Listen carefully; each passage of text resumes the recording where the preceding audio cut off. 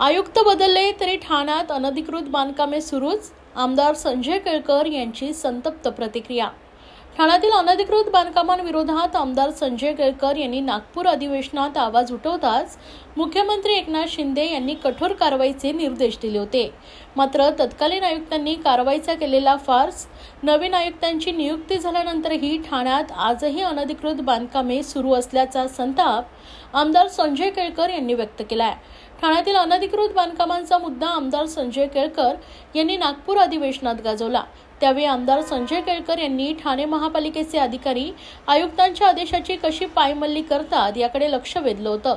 त्यानंतर मुख्यमंत्र्यांनी कारवाईचे निर्देश दिल्याने तत्कालीन आयुक्त अभिजित बांगर यांनी मोहीम हाती घेतली, पण या बांधकामांना जबाबदार असलेल्या एकाही अधिकाऱ्याला निलंबित केलेलं नाही। केवळ एका सहाय्यक आयुक्ताला सक्तीच्या रजेवर पाठवून कारवाईचा फार्स केला। याबद्दलची खंत आमदार संजय केळकर यांनी नवे आयुक्त सौरभ राव यांच्याकडे व्यक्त केली आहे। काही ठिकाणच्या बांधकामांचे तपशील तक्रारदारांनी सादर केले, पण कारवाई शून्य आहे। 72 माणसं या शहरात एका इमारतात दुर्घटनेत मृत्युमुखी पडली तरी सुद्धा प्रशासनाला अजून जाग आलेली नाही। तर ठाणे पश्चिमेकडील उथळसर प्रभाग समिती क्षेत्रातील पहिली राबोडी येथे शेरू कुरेशी या हॉटेल मालकाने आपल्या सागर हॉटेलच्या इमारतीवर बेधडकपणे बेकायदा मजले उभारण्यास सुरुवात केली आहे। या विरोधात राबोडीतील एका तक्रारदारानं दाखल केलेल्या रिट पिटिशनवर उच्च न्यायालयानं ठाणे महापालिकेला आदेश देऊन सुरू असलेलं अनधिकृत बांधकाम रोखण्याचं बजावलंय। न्यायालयाने स्पष्ट निर्देश देऊनही उथळसर प्रभागाचे अधिकारी ठिम्म असल्याचं जावेद शेख यांनी निदर्शनास आणलंय। ही बाब आमदार संजय केळकर यांनी आयुक्तांच्या निदर्शनास आणून दिले, मात्र अद्यापही कोणतीही कारवाई न केल्याची खंत त्यांनी व्यक्त केली आणि या संदर्भात त्यांनी प्रतिक्रिया दिली। पाहूया। एका वाक्यात सांगायचं म्हणजे आयुक्त बदलले पण अनधिकृत बांधकाम चालूच।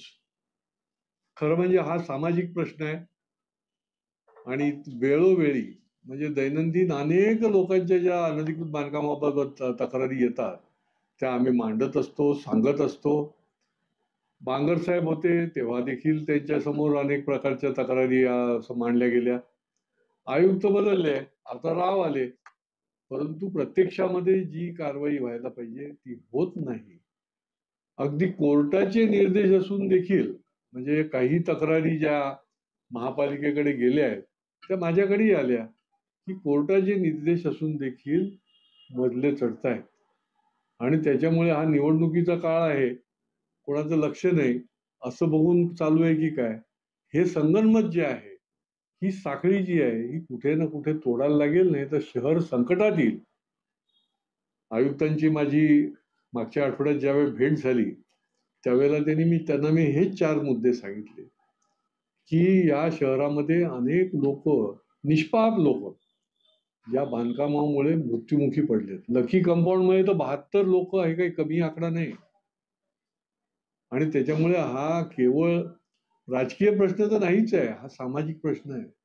कोणाच्यावर आपत्ती येईल काही सांगता येत नाही, एवढं निकृष्ट दर्जाची काम चालतात आणि आपण काही करत नाही, कुठल्या अधिकाऱ्याला कारवाई केली जात नाही, ही अत्यंत संतापजनक बाब आहे। मुख्यमंत्री साहेबांनी आदेश दिले तरी देखील आज या ठिकाणी या महापालिकेचं वैशिष्ट्य म्हणजे कुठल्याही अधिकाऱ्यावर निलंबनाची सुद्धा साधी कारवाई केली गेलेली नाही।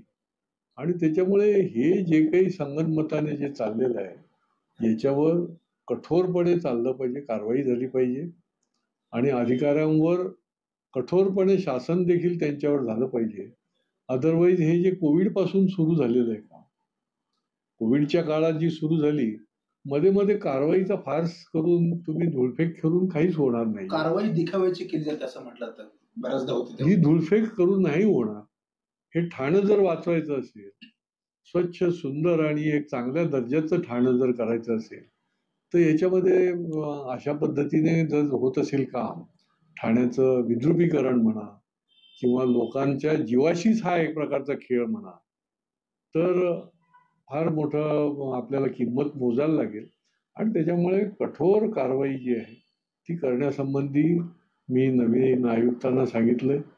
दुसरं, ईस्टला एसटीपी प्लांट मध्ये जो 10 कोटीचा प्लांट जो आहे तो पीपीपी तत्वावर त्यांनी मान्य केला, त्याचं काम दिलं गेलं, परंतु एक वीट सुद्धा तिथे काम झालेलं नाही, कुठलीही दुरुस्ती देखील झाली नाही। त्या प्लॅन्टमधनं स्वच्छ पाणी बाहेर येणार होतं.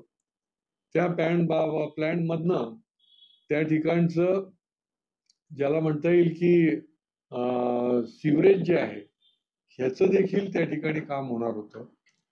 आणि त्याच्यातून पीपीपी तत्वावर निश्चितपणे पिण्यालायक देखील पाण्याचं त्या ठिकाणी निर्मिती होणार होती, जी नागपूरला पण आहे. ते पाणी आज तिथे विकलं पण जातं, पण त्याचा कुठलाही पत्ता नाही. ही एवढा मोठा घोटाळा आहे.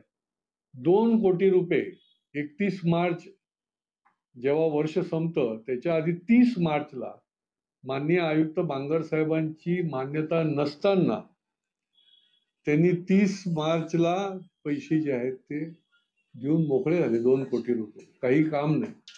याची चौकशी करा, ताबडतोब त्याच्यावर कारवाई करा, अशी देखील मी आयुक्तांना सांगितलेलं आहे.